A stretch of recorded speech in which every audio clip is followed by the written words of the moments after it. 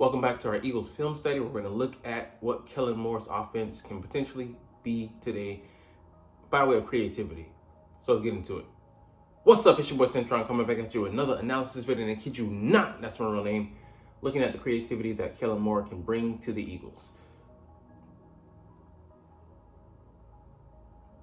All right, so he's not a big fan of trick plays, but they are a good way to catch a defense off guard, make them adjust, punish them for being overly aggressive, and expose some of their weaknesses, particularly when you have strength in the O-line or speed in the regard of receivers, or a lightly used option that you can catch them off guard with, essentially. But here we see, I think, a wide receiver fly sweep, and this is something you saw CeeDee Lamb doing a lot of over the course of the season, even in the past season when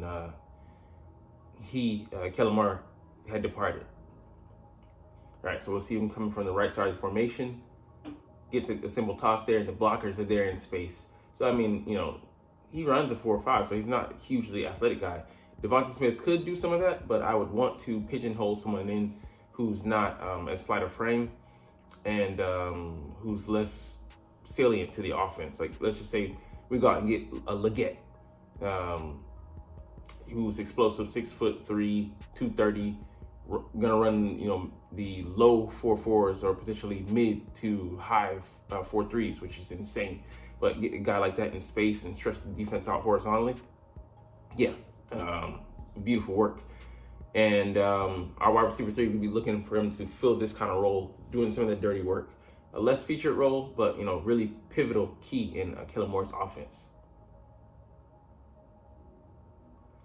All right, so 21 personnel.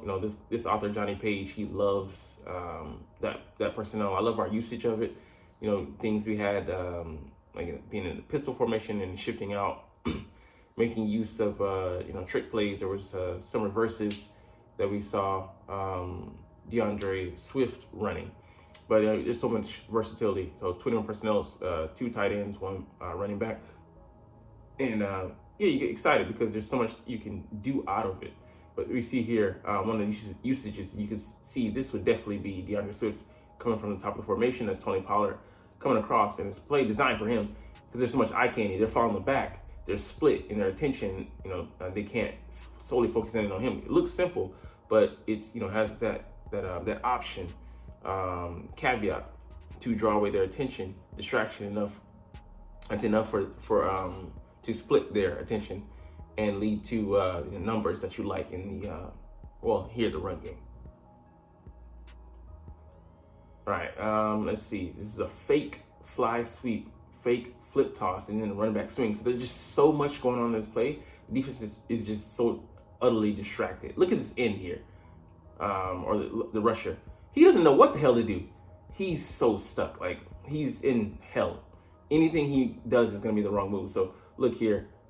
Bam, you got that attention there, and he fakes, and then he ends up being the initial read, and he needs to stop showboating and get into the end zone. But this is such a beautiful design where using the player that's actually going to end up being the playmaker to cause the distraction, but also be the outlet there. So, like I said, you put that defender in an impossible bind. If he overplays it, which he did, he gets hit for the TD.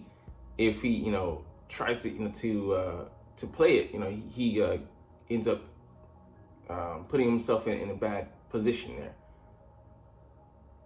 So let's see, where did he make the wrong decision? So he ends up going for the quarterback or for the running back. So in that split decision, he was torn on which way to go. So it's just a perfect bind to put the defender in. All right, yeah.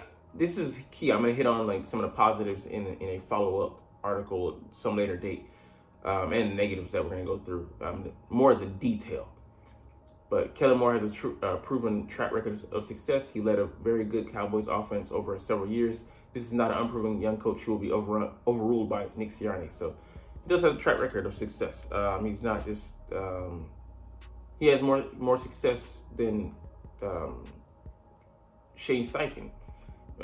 Because he was coming in just off of going off for 2 seasons and got the head coaching job there. But he did a hell of a tremendous job. All right, he has proven that he can plan an offense to succeed against the blitz. Yeah, the League 2021 playbook highlights that he takes this a part of it, this part of an offense very seriously. So something we failed at last year, you can check that box off. He's good to go. It's a track record of successfully using motion over several years in both the run game and the pass game. Excellent diversification. We're not going to be stale. He runs an offense that includes a lot of under center, which will give the Eagles offense another dimension. Yeah, man, we've pretty much ignored that part of the game, and it's constricted our offense as far as like diversification. As multiple as you can be. It helps you in your approach against the defense, and more confusion, more success for you. But you do have to know what you're talking about, though. His offenses will have several ways that he can beat the defense, and I expect more adjustments week to week rather than a we are better than you and we run our offense no matter what identity. Yeah. Having a plan is better than no plan. Meticulously hitting the details and methodically planning out your attack and going through it is better than lining it up and praying that, ability wins over scheme. He fits the philosophy of an aggressive coach who wants to take shots down the field and features his star talent receiver. A.J. Brown, during that 6-week stretch, A.J. Brown down the stretch, faded. Not by any effort of his own or lack of effort on his part. Did he put that on? It's got to be coaching. He's willing to commit to the run when he needs to. His Cowboys offenses were consistently very strong running the ball. Yeah, get you the adequate talent there. We got the line. There's many different backs you can use, but I prefer someone who's in the 215 to 220 range. A sizable guy who can catch, pass block. Get you a guy like that, you should be good to go. Zeke was that for the engine of that offense many years, despite being Dak Prescott leading the helmet quarterback. All right, the negatives. Make no mistake, this is going to be a change in scheme for all the offensive players. The offensive line is going to have to get used to running more outside zone. Yeah, an adjustment. The receivers will be asked to run concepts based on timing and not just isolation down the field routes. So, like I said, they got to know what they're doing out there. All eligible receivers will have to be prepared to potentially alter their routes depending on if the defense blitzes. But again, that's an extra step. Not just knowing what to do, but when the house of cards falls, how do you adjust? This is going to be a big test for Jalen Hurts. Kellen Moore's offense will ask him to do different things. He hasn't been under center in a long time. Yeah, could be rusty, but that's what the offseason is for. He hasn't been asked to turn his back to the defense on play action, and that could be a strange feeling, and takes a lot of trust to do that, but the rewards can be great. He hasn't shown that he can run an offense that really focuses on hot routes when the defense blitzes. I believe he can do it because if you can scramble and then shuffle guys, you can do it before the play and then continue to make adjustments after.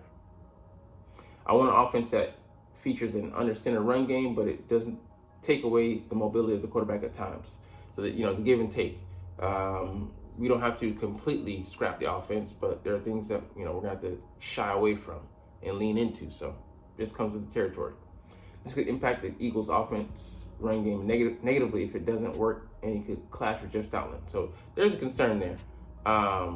But I believe they wouldn't have made the hire if those who didn't talk it out, at least have some concept meetings to get on the board, draw things up, to see if they can even just mesh. And Jeff Stoutland has a wealth of experience, and he should be able to meld his scheme with Kellen's, and vice versa. He hasn't featured the screen game as an offensive coordinator, which is a shame because the Eagles' offensive line is very strong, but the team hasn't had a good screen game in years, and I don't expect that to change. I think it's something that we can do, though. My concern is who are we getting to teach it? That's been the problem, I believe. Because under Andy, he used to run some screens, and some of them were but some of the ones we used to hit on, definitely we had Deshaun Jackson and Macklin and Shady. They were busting. He only lasted one season with an extremely talented quarterback at his disposal, although he wasn't technically fired as the head coach was fired. Things happen. The O-line is not as good as ours. The running back, even though he's talented, he's a diminutive guy. He's not a push the pile type of guy.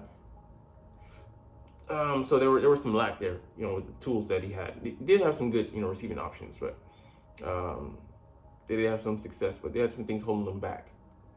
Chargers offense wasn't great last year. Yes, they had a lot of injuries in the disastrous running game, but they underperformed. Yeah, to some extent they did. But I believe also, the defense ties into that and different things. But that takes away a lot. Like I said, the tools weren't great to begin with, and then you're injured. That further mars the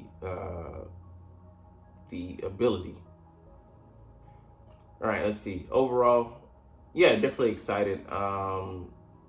You can't predict it. We're in the off season. We got to go into free agency and then the draft, and then see who makes it out of the off season training, and then we'll see what happens. And then there's an adjustment period over the course of the first 5 games, 8 games, first half of the season, and then going forward. There's things that you're gonna have negative that are impacting you positively that you gain over the course of that first season, and then some bad habits you want to kick. I like that. We keep the aggressive mentality, but the scheme is different. So for me, it's the aggression with less of the risk of the blowback, because the plan is solid. But yeah, we definitely need a shake up. Yeah, so ticking those 3 boxes: use of motion, answers against the blitz, and someone who's proven. Ticks all those boxes. It's going to be different, and it's going to be a learning curve for Jalen and his guys, which they're going to put in a lot of work in the offseason. He's probably going to fly them out to get a head start, a jump on the offense. But oftentimes as human beings, we don't like change. But if you're not going to ever get to your eventual goal if you're not willing to adapt and move along with the times and the comings and goings. But yeah, Moore definitely has to be given full control. I don't believe he would have signed up, if he was going to be compromised. We saw the Giants made a short. Mike Kafka, he didn't want to have his play calling responsibilities stripped away. He was trying to leave, and cause it tumultuous situation. Why would I stay here when I'm going to be compromised? I'm going to be neutralized. But yeah, definitely what we saw towards the end of last year is pretty much rock bottom, offense and defense. We have nowhere to go but up. All right, anyways, let's get to our next article. A.J. Brown calls into WIP, the Eagles radio show, states that he wants to be with the Eagles. So I'll just end this very quickly. This should have never been a point of contention. A.J. wants to be here. There is no issue. The media are scoundrels, make up stories. Even I had Ike Reese. I love Ike Reese. One of our core special teams and backup linebackers on those early 2000s Eagles teams. That being said, if I pick up a rumor and I entertain it, and I'm saying, hey, what about this? What could potentially be the blowback on this? That is still some bullshit. I'm entertaining bullshit. So I can't just, pull the fall pass and be like, well, it didn't originate from me. You still covered it, didn't you? So this BS about the rumors not originating here. If you are willing to listen to them, give them airtime, you're essentially doing what A.J. Brown is talking about. You're bad-mouthing the players and involving them in stories that they didn't speak about, or trying to pull storylines, because it's a slow period and you need stories, you need clicks to generate revenue, and making up a story, crafting a narrative out of something that you don't know 100% to be true it's bad journalism. It's disingenuous, and it just casts a bad light on, I mean, the relationship between the media and the players. Why would they want to talk to you when you're making up stories about them? You're exacerbating details that never existed. If I put words in your mouth, how are you going to feel about that, essentially? So this should never have been a story. Him not talking to the media is due to the spin and the arrogance that you guys confront these guys with. Just because you're entitled to their time doesn't mean you can just come in and say anything you want without, you know, recompense, without consequence. That's just foolish.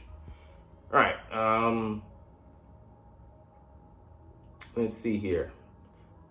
The report: Sean decided to join the Rams coaching staff, so he is going to be going to the Wonder Boys staff. Forget Sean McVay. And previously, they had, you know, Sean, the Vic Fangio tree there. Chris Shula, now the current defensive coordinator, he's a part of that tree, and you know he's coming in as a senior defensive role, you know, assistant or something like that, but helping to concoct that defense there. Happy to see him land on his feet somewhat, you know, because at least he got a job. Didn't have to go back to the college ranks or something like that. But a smart guy, didn't really get a fair shake here. He got the shaft. He was supposed to, a real defensive coordinator. He didn't even get to finish out the year. And, you know, I wish him the best in his endeavors moving forward. I would have liked to see where we would have ended, even if, you know, we would have ended in failure. Let the captain go down with the ship. You don't pull the plug on the experiments. Imagine if Kyle Shanahan did that to Steve Wilkes. They got to the Super Bowl, and they fell apart. Actually, I would put that on Shanahan, not on Wilkes. They should have won the Super Bowl. That being said, if he would have done that, I don't think they would have had, you know, playoff success. I think they might have been a first round, divisional round exit. But they collapsed, definitely. You kept that unity there, no matter how bad things got or looked, you know, on the surface. Doesn't matter. You show loyalty to your guys, and Nick Sirianni did not do that. Anyways, we'll get up out of here on that note. But you're not even watching though, but it's all good because as always, I love talking about the Eagles and I love making these videos. So we're gonna chunk the deuces. But as always, it's fly Eagles fly, and let's motherfucking go. Like, comment, share, and subscribe. Thanks for watching. Check me out at Cintron Anime, Cintron Life, or Cintron Laughs, or other social media.